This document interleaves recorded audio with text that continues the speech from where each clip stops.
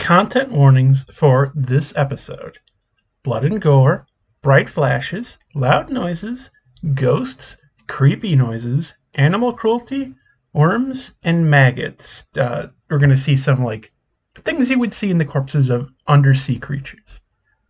Please be aware. And now onto the episode.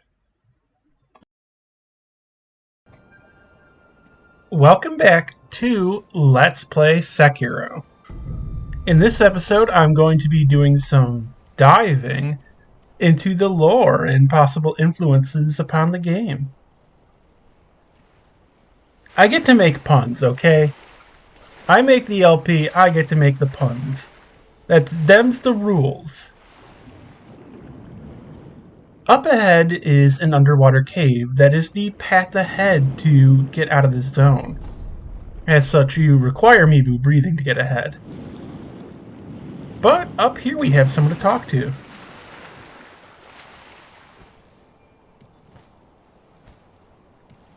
Moshi.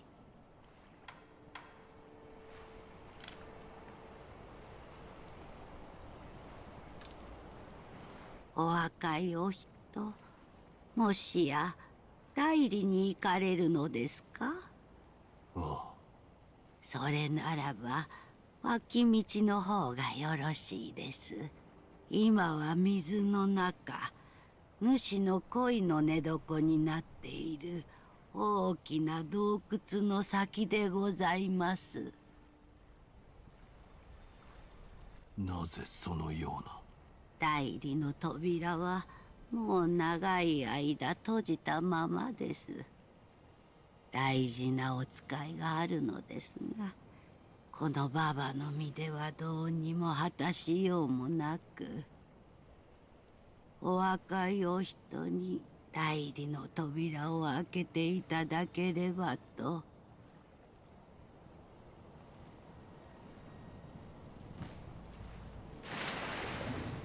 So we're not going to be helping her just yet. That is the twin sister of the elderly woman we met earlier. As others have mentioned before, not something like groundbreaking, I'm saying, Sekiro has quite a surprising number of older women.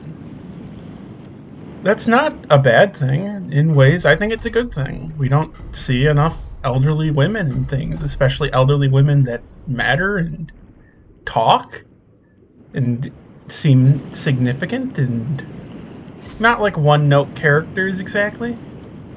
Some of them are pretty simple, but you have like Lady Butterfly, who's pretty interesting. So this area is full of treasure carp. They're all over. You can use the corners to get them stuck when they're fleeing so that they can't escape. Like the crystal lizards in previous games, you need to chase them as they run away. If you don't hit them in time, they'll disappear. They do respawn if they haven't been killed. Once killed, they won't come back. Seemingly in Sekiro, as long as you get far enough away, they'll respawn. This is pretty nice, so you don't have to constantly rest and return to the sculptor's idol. This area is pretty heavily damaged. The common idea is that the great colored carp is causing all of this. We do see it damage a bridge, and that would make sense for a lot of the areas in the water, but there's a lot of buildings up along the side of the mountain that are heavily damaged that the carp couldn't reach. So that's a little bit strange. It almost appears like there was some great calamity, like a giant earthquake that happened here and kind of split things asunder. Ashina in general looks like that, but nothing in any of the descriptions that I can find or any dialogue mentions anything of that sort. It seems like a purely environmental detail that just isn't there otherwise. Also, I hope I talked about it, but koi are a type of carp. So, in-game, carp still makes sense. It's perfectly fine. But when we see the great colored carp, it looks more like a traditional koi. Also, these things can be blocked. You can block underwater and you can deflect. It just isn't really useful. The only thing it might be useful for is deflecting the wave attacks of the Headless. Also, you don't get too many opportunities to use it, but you can stealth underwater. If you are in thick patches of vegetation like that, you actually get the stealth markers at the edges of the screen. To talk a little bit more about some of the influences of Sekiro, let's talk about Atsumori. Atsumori is a play and story, and was a person. They're talked about in the tales of the Haika. I believe they were a member of the Taira clan or Terra clan. They fought in the Genpei War. Atsumori was a very young samurai. That's kind of the whole point of the story, is his youth upon death. When he was confronted and challenged and fought and defeated pretty easily, his opponent took off his helmet and saw he was only like a teenager. He was like 16 or 17. He did not want to kill Atsumori. He remarked at like his youthful beauty and was forced to, because if he hadn't, well, that would have basically been treason. I'll continue on that a bit more after this. Here we are fighting some Headless. Now, one of the Headless is technically not real. This one I'm targeting, the purple one, is actually to draw your attention or hit you from afar. It has less health. Now, as far as I know, you can't use a snap seed down here, but I'm not quite sure if that would work, because this is both not a real one, but also a spirit. So that is the real one. When you kill this one, the other one will actually die. You only need to kill this one, and it has more health than the other. This is the Yasha Headless, found in the bottom of Fountainhead. Yasha had a twin brother that died in utero. That is likely who that other Headless is. Every Headless other than Akko has a little story. Akko, I think, doesn't, just because of it's the first one, so it kind of describes what Spiritfall are in the description, rather than giving a long story.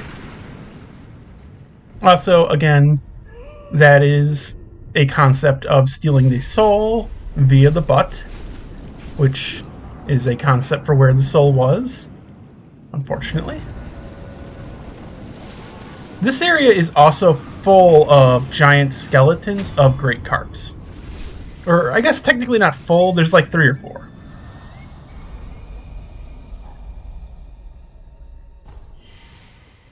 And again, Yasha came to the palace, but without his brother, and while angry, just kind of lost. Didn't go so well for him. So here are some giant fish corpses, seemingly of great carps. You can especially see it when you look at the teeth. The great colored carp has human teeth, and a sort of human face. Now, all along the dead body here are these sorts of big worms. They resemble the sorts of things you see on the corpses of whales in the ocean, in the abyssal zone and at the bottom of the ocean's floor. I'm not sure that they're centipedes. They don't exactly look like it. They don't look like centipede larvae or eggs either. Hopefully no Dio in this. Okay, we did not get a British vampire in the bottom of this. Instead, we got a prayer bead, which is much more useful. Now, when you look at these skeletons, the rest of the body looks very fish-like. You can see obvious fins. I don't really see remnants of human bones in the rest of the body, other than in the face. We will be learning more about that in the Great Colored Carp episode, but there is a very good reason for this, seemingly. more ruins at the bottom here. But as I was saying in the story of Atsumori, Atsumori has to be killed, essentially, because if he doesn't, it will be treason. So he is killed, and the story is about the fleeting way of life. Basically, it's very simple for anyone to die. Anyone can die whenever. Now, there is a play based upon this. The play is actually more about after the life of Atsumori. I believe the name is Ransei, his Buddhist name, for the former general who killed him. It's his life afterwards, and he's been praying for Atsumori because he still feels guilt for having to kill that young man in battle and having to behead him in the Genpei War. Which, by the way, again, that is all about the Minamoto versus the Taira and Tomoe and all of the stuff that led to the Kamakura shogunate. But he meets some grass cutters or reapers. So these are people cutting grass, cutting plants in a field. He hears a flute. Now, on the body of Atsumori, he found a flute, and in the story in Tales of the Haika, they were remarking how beautiful the flute sounded in the enemy camps before battle.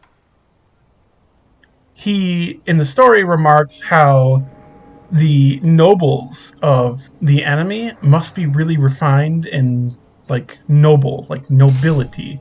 Inherent, not as in just, like, class. And that's why they're carrying flutes and creating such beauty even in battle.